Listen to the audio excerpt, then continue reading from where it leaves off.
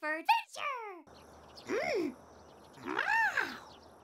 In Super Mario 3D World, the ever-so-adventurous Captain Toad, who made his debut in Super Mario Galaxy, received a handful of his own puzzle box stages. You can control Captain Toad, who cannot jump, and try to collect every green star while avoiding obstacles. You have to avoid obstacles because he cannot attack. You turn the camera to try and discover any hidden collectibles, or just trying to find a path forward. Fast forward a year later and he has his own game on the Wii U featuring the gameplay style entirely, and now it's made the Switch, well, to the Switch. While the game is heavily inspired by the stages in Super Mario's 3D World, the game pushes the mechanics a lot further. Captain Toad is no longer defenseless as he can pull turnips out of the ground and throw them at enemies. On top of this, the levels are much more intricate and have much more detailed geometry. Some levels even have power-ups that grant Toad a pickaxe to annihilate everything in his path. Now here, the stage goal is different. You're trying to collect a single power star to clear the level, but along the way you can collect 3 gems that can be used to unlock more levels. It feels pretty good to be able to locate gems based on curiosity and exploration. Every stage has a secondary objective, and unfortunately you cannot see the secondary objective until you beat the stage. Sometimes you'll complete it just by playing a level normally, but other times you'll be required to play every level twice. This wouldn't be a problem if they were just objectives that went towards completion, but to unlock the final level of the game you have to beat every objective as well as collect every gem. This makes trying to experience everything the game has to offer a complete slog, which is honestly a shame because every stage the first time through was very enjoyable.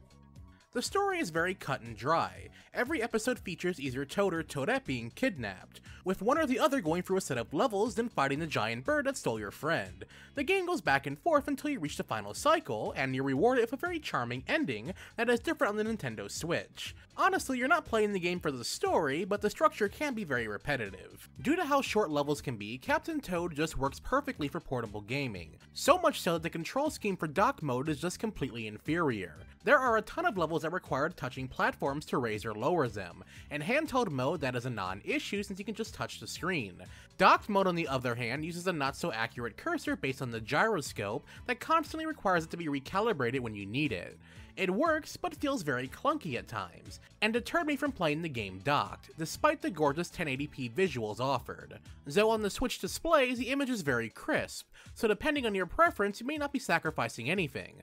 Something to also keep in mind is that the game is also running on the Nintendo 3DS as well, offering 3D to enhance depth perception in the same way as Super Mario's 3D Land. Depth perception can be a problem in this title due to the angle of the camera.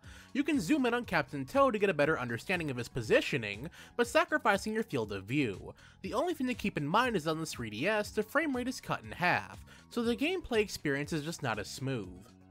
Exclusives to the Nintendo Switch version are 4 levels based off Super Mario Odyssey. While these replace the Super Mario 3D World levels, these are actually brand new puzzle box levels to explore, but based on locations in Odyssey. It is a shame to lose content, but the content replacing it falls more in line with the gameplay experience, rather than just being levels ripped from previous titles. You can unlock these by completing episodes or using wedding amiibos to unlock them all at once.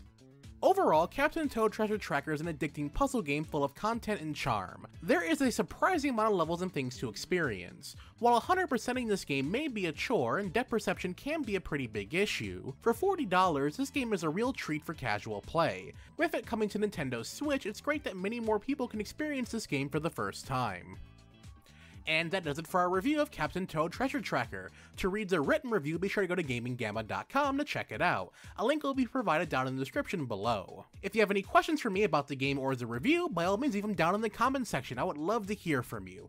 And if you're finding out for the first time through this review, hey, be sure to stick around for future reviews, let's plays, commentaries, and more. And as always everyone, thanks for watching.